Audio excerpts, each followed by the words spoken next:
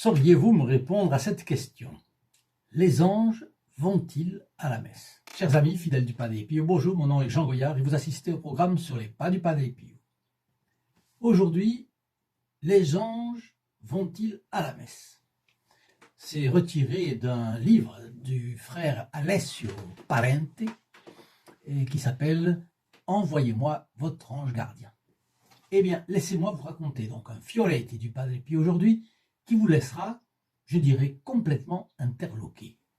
Pour ceux qui ne sont pas encore inscrits, je vous offre de le faire gratuitement en cliquant sur le bouton s'abonner et en actionnant la clochette fameuse. En cadeau de bienvenue, vous bénéficiez des mérites infinis de la messe du vendredi à midi qui suivra immédiatement votre abonnement. Et vous pouvez aussi, bien sûr, vous procurer la belle photographie du Padre Pio en téléphonant au 08 05 36 08 47 en téléphonant à ce numéro de 10h à 13h et de 14 à 18h. C'est le frère Alessio Parente qui raconte donc ce qui suit. En 1959, j'ai été désigné par le supérieur comme frère sacristain du couvent de Notre-Dame des Grâces à San Giovanni Rotondo.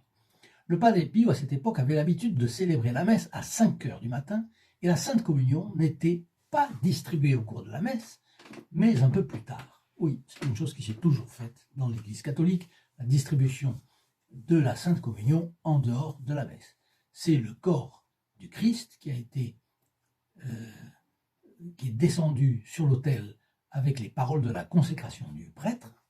C'est un miracle, c'est une chose qui a été, c'est un pouvoir qui a été transmis à un filon d'hommes depuis notre Seigneur Jésus-Christ jusqu'à aujourd'hui et perpétué donc, par l'Église catholique. Donc, le corps de Christ est présent indépendamment de la messe et le droit canonique le permet, comme vous pouvez le vérifier en allant voir le code de droit canonique. Donc, la messe finie, dès que le Padre Pio arrivait à la sacristie, je sortais pour distribuer la Sainte Communion aux nombreuses personnes qui attendaient dans l'église, où notre capucin entendrait les confessions ensuite. Mais un jour, il y eut tant de monde pour recevoir la communion que le grand ciboire que je tenais dans les mains se vida rapidement. Alors oui, à l'époque, vous savez, on se confessait souvent. On était donc, d'une manière très générale, en état de grâce pour aller communier. Tout le monde ne communiait pas, mais à San Giovanni Rotondo, il y avait encore plus de communion qu'ailleurs, puisque on venait se confesser et on voulait repartir vers le ciel d'un bon pied. Alors, ce n'est un secret pour personne, malheureusement, qu'aujourd'hui, les fidèles ne se confessent plus comme auparavant, et de très loin. Mais tout le monde, ou presque, va communier. Alors, qu'est-ce qui a changé? Le péché n'a pas changé. Ce que Dieu a désigné comme des fautes dans ces 10 commandements de la loi de Moïse, inscrits sur les tables de la loi, continue d'être des fautes. Et la nature humaine n'a pas changé non plus, parce qu'abîmée par le péché originel, elle garde la même tendance au mal. Alors, l'époque a-t-elle fait progresser la vertu des gens au point que les personnes sont en état de grâce sans confession? Vous êtes d'accord avec moi? Vous avez compris. N'est-ce pas plutôt la notion de gravité du péché qui a été altérée? Après tout, ce n'est pas si grave, je n'ai tué ni volé personne, et puis si j'ai commis quelques péchés, de toute façon, je ne les ressens pas comme si graves. Donc, au lieu de Dieu comme critère, c'est moi comme critère. Notre sensibilité, finalement, s'est émoussée et on peut dire que nous avons le cuir épais. Je ne parle pas pour les fidèles du Padre Pio, je parle bien sûr pour nous, les hommes du XXIe siècle. Pourtant, une personne sur le chemin de la sainteté éprouve la nécessité de se confesser. Il paraît que quand on devient saint, la distance entre Dieu et soi apparaît beaucoup plus grande. Entre la perfection parfaite, la perfection de Dieu et, d'un autre côté, notre abjection. Voilà. Il y a donc aujourd'hui quelque chose qui cloche. Et c'est grave de conséquences, là. Pourquoi? D'abord vis-à-vis de notre Seigneur Jésus-Christ, dont le corps est souvent reçu indignement. Et là, c'est un péché mortel, de plus, quand c'est le cas.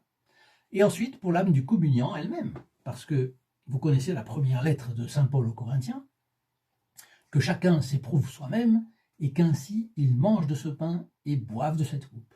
Car celui qui mange et boit sa propre condamnation, s'il ne discerne le corps du Christ. Donc c'est beaucoup plus sérieux qu'on veut bien le faire croire. Frère Alès continue donc. Un jour, il y eut tant de personnes pour recevoir la communion que le grand ciboire que je tenais dans les mains se vida rapidement. Tandis que l'autre prêtre continuait à distribuer la sainte communion, je montai à l'autel et m'employai à purifier le ciboire. Après avoir retiré les petites particules d'hostie, je versai un peu d'eau dedans et le nettoyai, puis le séchai avec le sanguinal. Bon, le Fioretti d'aujourd'hui se situe en 1959. Les altérations de la liturgie n'avaient pas encore été faites, et le célébrant utilisait donc deux pans de tissu, la patène, le corporal pour purifier la patène des particules du corps du Christ, et le sanguinal, dont il parle là, pour purifier le calice des dernières gouttes de sang du Christ qui pourraient y rester.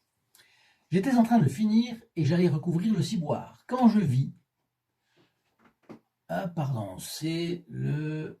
oui, je pense que là c'est le calice dont il parle, parce qu'il parle de sanguinal.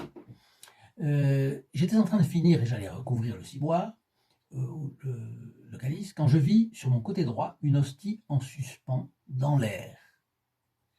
Elle est venue droit vers le calice que je venais de purifier, et avant que je ne le recouvre, il tomba bien dedans.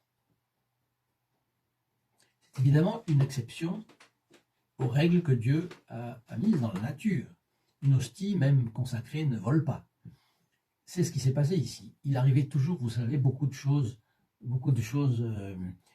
extraordinaires ou pas ordinaires autour du Padre Pio à San Giovanni Rotondo.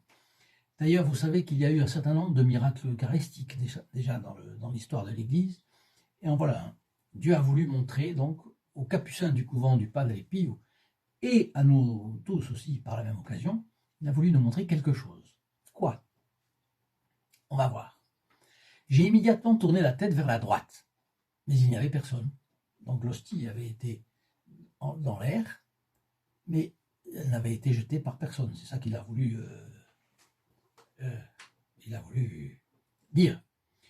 L'autre prêtre continuait de donner la communion tout près de l'autel. Je suis resté choqué, et c'est peu dire. Et quand mon confrère est revenu, j'ai pris cette hostie et l'ai placée dans le ciboire. Oui, parce qu'elle était tombée dans le calice qu'il venait de purifier, donc il la prend, il la replace dans le ciboire, dans le grand ciboire qui devait être remis dans le tabernacle. Un peu plus tard dans la journée, j'ai raconté l'événement au Padre Pio.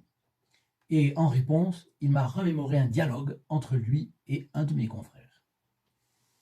Donc le confrère, quelques jours avant, avait dit ça.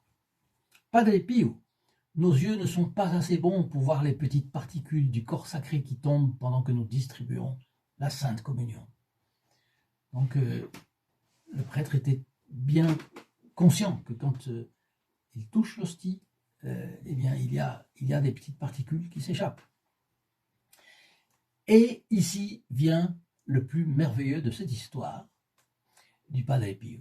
Le Padre Pio répondit: « Et que croyez-vous que fassent les anges autour de l'autel ?» Le frère Alessio commente: « Cette observation avait un but, nous faire comprendre que quelle que soit la taille des particules qui peuvent tomber, les anges sont là pour les recueillir et les ramener dans le ciboire, même de façon invisible. » N'est-ce pas merveilleux cela? Je trouve merveilleux. Et on voit que le Padre Pio s'efforçait de tout voir à travers, pour ainsi dire, le regard de Dieu. Et autrement dit, à vivre en compagnie de Dieu, de la Sainte Vierge, des saints, des anges. Et c'est une très belle invitation pour que nous fassions de même. Nous, sortons un peu de la petite vie que nous avons tendance à mener. Parce que dans ce bas monde, nous savons bien, le diable nous tente tous à la médiocrité. Et il faut s'occuper des choses de ce monde.